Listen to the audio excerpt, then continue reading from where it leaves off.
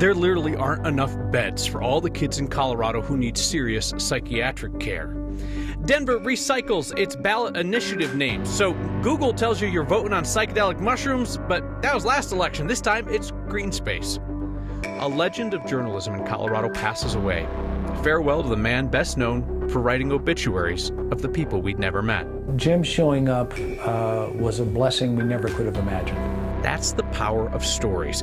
There's a new idea to help students from low-income communities start their own home libraries with books featuring characters who reflect their families. I bet you can name your favorite book as a child. We'll make that memory happen tonight for young Coloradans, because this is next. It's fall in Colorado. The leaves are turning yellow, blue books are dropping in the mail, political yard signs are sprouting up in the grass. Election season is upon us, like it or not. Go Googling too early and you could get misleading information on what's on your ballot. Happened to politics guy Marshall Zellinger. Kyle, for longtime Next viewers, you'll recognize this garage as the Next election board where I explained amendments versus propositions in 2018. Today, I'm going to use it to explain why politics can be unintentionally confusing. Take, for example, Denver Initiative 301. I searched online about it this morning just to refresh my memory, and I got a lot of results of the 2019 issue about decriminalizing psychedelic mushrooms. This year's version is about protecting open space. And it got me wondering, why is Denver reusing numbers when there are literally hundreds of them? Denver's election ballot has 13 city issues. 8 came from city council that need voter approval, and 5 were put on the ballot from citizens collecting signatures. Those 5 are numbered from 300 to 304. The Secretary of State Rule 4.5.2 essentially mandates that if you have municipal questions on a ballot, that they're numbered in the 300s. 300s are for city issues, 200s county issues, 400s school districts.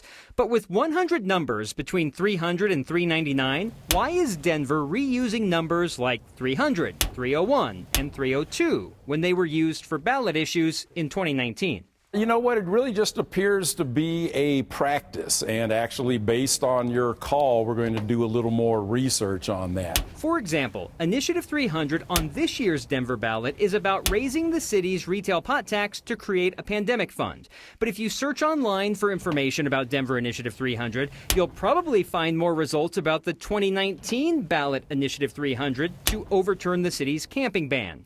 The answer, perhaps, is to not search online for information just yet. Just like the state sends out blue books, Denver has its own version of the blue book. And when those arrive, they will alleviate some of this confusion. We will be sending a voter information guide that covers all the city issues. That'll be hitting mailboxes after October 1st.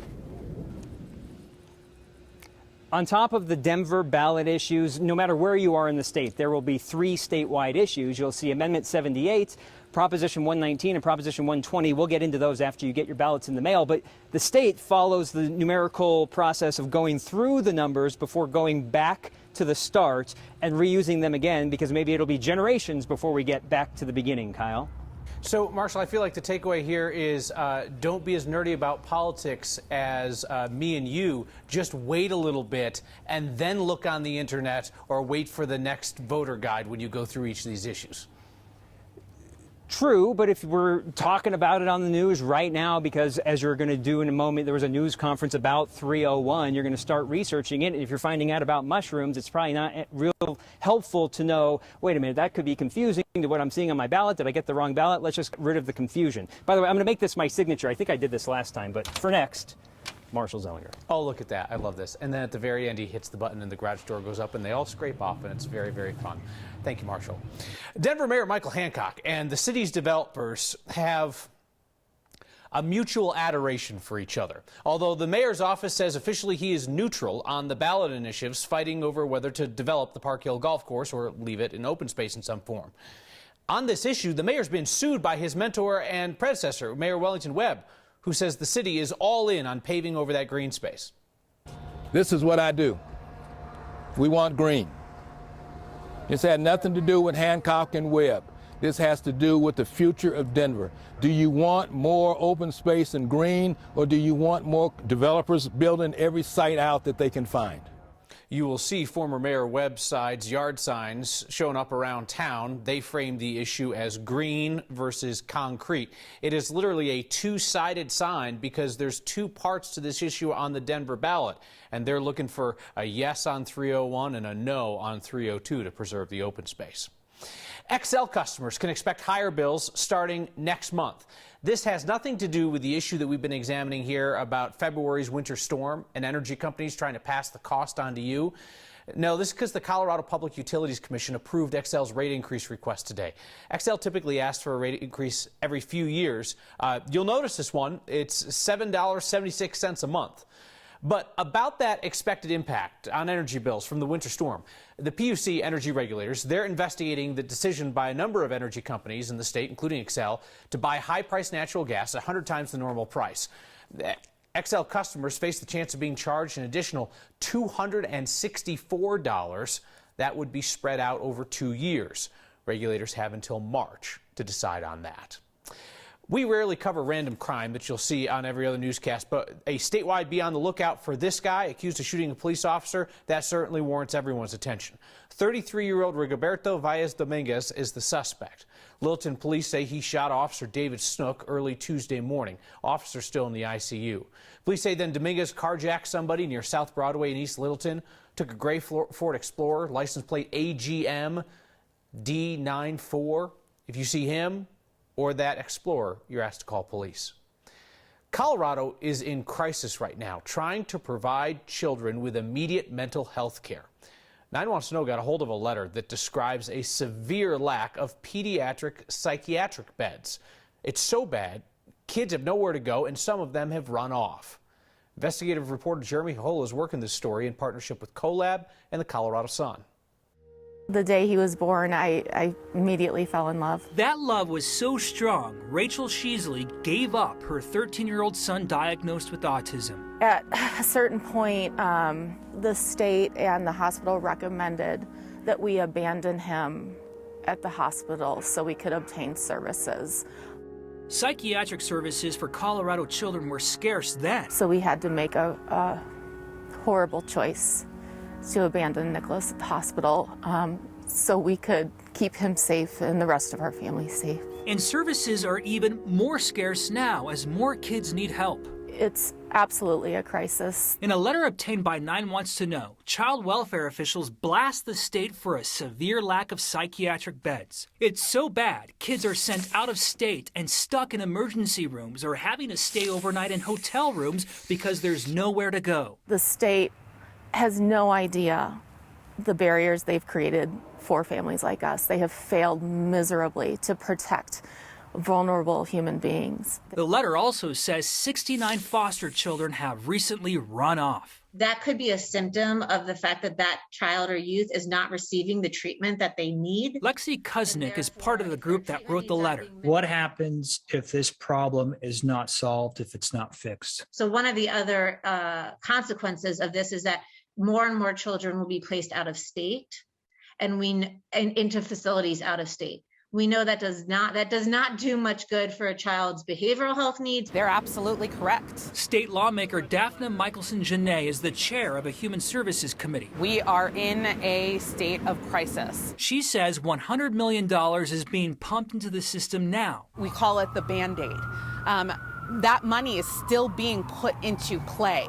We need to see it move faster. She hopes to add $450 million in stimulus money soon. That's a significant amount of money that you don't see in Colorado. To get more beds and more healthcare workers. So we are looking to invest that ARPA funding both in everyday Coloradans to bring them into the workforce, to level them up in the workforce. Sheasley's son is now 23 and back home, but still needs full-time care.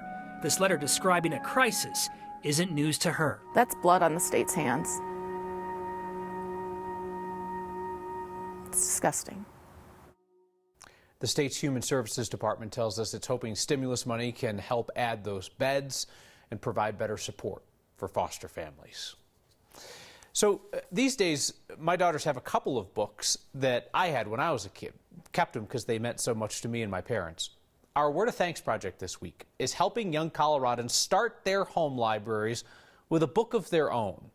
Books that doubly inspire them to dream because the characters on those pages will look like them and their communities.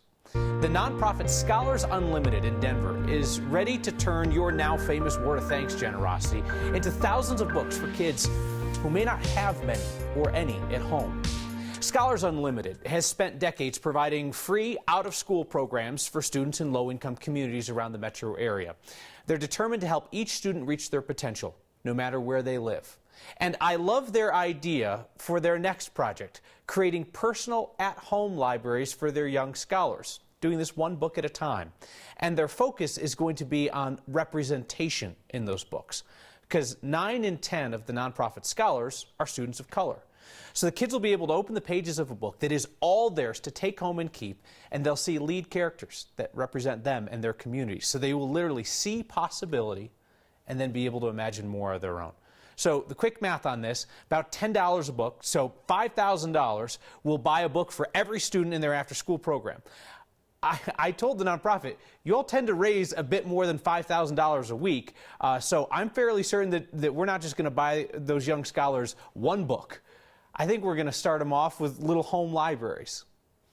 What a cool thing to do on a Wednesday night, right? Text thanks to 303-871-1491, and I'll send you that link to donate. As always, I'll match the first 50 donations of $5. Again, quick math. Boom, there's 25 books to get us started. Together, we can build home libraries for students in low-income communities in Colorado. I bet some of those books will be treasured so much someday they'll be passed on to their kids. He came into their lives in the worst moments and did the best job of capturing their loved ones in writing. We didn't lose a reporter, we lost a friend. We're wading deeper into Denver's annual flooding issue, pitting man against beast. The Beavers have won round 1, 2, and 3. So let's explore some, well, more controversial solutions to the damn mess along Cherry Creek Trail. Next. It's going to look like something real bad's going down on RTD's B line tomorrow. It will just be practice for an incident that hopefully never happens. The line out to Westminster will be shut down midday tomorrow for a big emergency exercise. During that time, buses will take passengers along the route from 10:45 in the morning to 2 in the afternoon. That'll clear out the trains so that RTD and law enforcement can prepare for an attack or some kind of emergency on a train. RTD says it closes one line once a year for these emergency drills. It was the N line last year. Again, it's the B line tomorrow. We asked about the A line to the airport. It actually had its big emergency exercise before it opened up to passengers. Hello, fall with sunshine, blue skies, light winds, and comfortable temperatures. 78 in Denver today. That is average for the date. We'll go just a few degrees warmer. There's a weak front coming in. You can see it with the high clouds here. It won't bring any rain to Colorado. All of the heavy rain and thunderstorm activity that will impact travel is in the Midwest and the Northeast. Around here, other than the high clouds, we just have a beautiful night. Temperatures will not be as cold. We do not have freeze or frost advisories posted. And with those partly cloudy skies in the afternoon, it's not going to keep temperatures down. Many areas will be in the low 80s tomorrow. Fair skies and 49 tonight, sunshine and 82 tomorrow. We see a little dip in the numbers on Friday and then a beautiful first full weekend of fall with highs in the mid 80s and lots of sunshine. We're getting some feedback on one of the craziest damn stories we've ever reported, how the Cherry Creek bike path floods each year due to beaver activity, and how the city's looked into a device known as the beaver deceiver. Viewer on Twitter wrote in asking how hard it was to say beaver deceiver over and over again last night with a straight face. It was not difficult because I'm a professional. So let's talk more about the beaver deceiver and other solutions to Denver's trail flooding issue. So Parks and Rec went out this morning and busted a hole in the beaver dam. That brought down the water level significantly. But we know that the beavers, if nothing else, are busy and they will rebuild. There's not enough water flow in the creek usually to install a deterrent device, commonly known as a beaver deceiver. The city doesn't want to kill or relocate them because more beavers will just show up again, because that spot under the Monaco Parkway Bridge is apparently prime beaver habitat. We mentioned that the flooding issue is eventually going to get fixed when they replace the Monaco Bridge. The city's road and bridge folks told us they want to make this clear. They're not building the bridge because of the beavers. It's just a side benefit that they are able to finally beat the beavers when they replace the old bridge. and that's at least 2 years away. So eager beavers are likely to return and cause a damn mess again and again, as they have for years. Obituaries were his beat. The ones he wrote in Colorado captured America's attention, along with the deep respect of everyone he interviewed. I'd like to see more journalists like him. People that were honest, telling an honest story and telling it the right way. A remembrance of Jim Sheeler, who made remembrances an art form. Next. If getting to know someone is a gift, Jim Sheeler was one of the most generous journalists in America.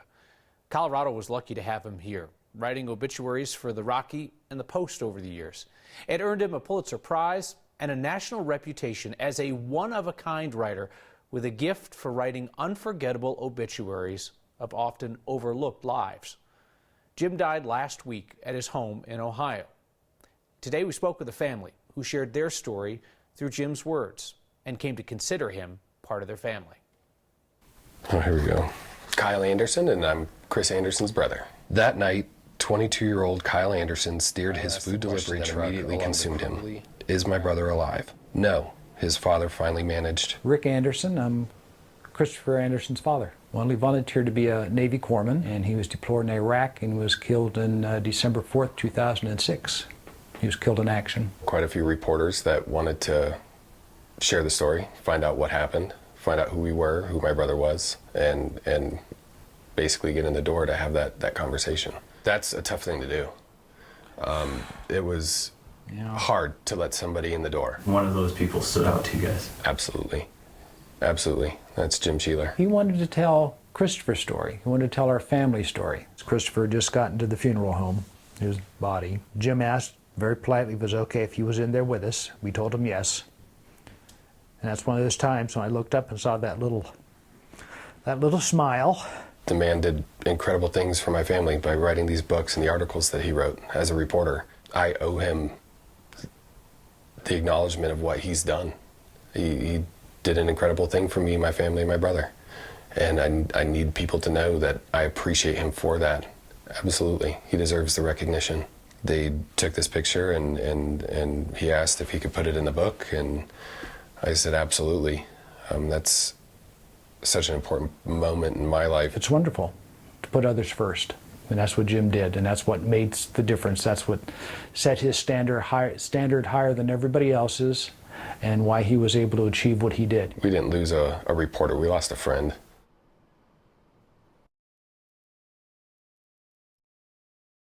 Your Word of Thanks microgiving campaign this week is buying books for kids from low-income communities around the metro area, and not just any books, because 9 out of 10 of the students in Scholars Unlimited's after-school program are students of color. So the heroes and heroines in these books are going to reflect their families, their communities. We all know the impact of our favorite childhood book. This is a chance to buy a book or 5 for kids who might not have very many at home. Text the word THANKS to 303-871-1491. I'll send you that link to join me in donating to Scholars Unlimited. They're sending students home with books that they will treasure and can keep forever. Feedback from Robert Greer tonight, who says, glad they are eventually planning to make the space along the Cherry Creek Trail at Monaco compatible with the beavers who dam up the creek every year. He says beavers are awesome at keeping waterways running in late summer and preventing water from melting and running off early in the season. Amanda Brownlee on Twitter notes, this has to be some kind of record for the most number of beaver mentions in a newscast. Amanda, that's a dangerous thing to say to a man who has a newscast tomorrow.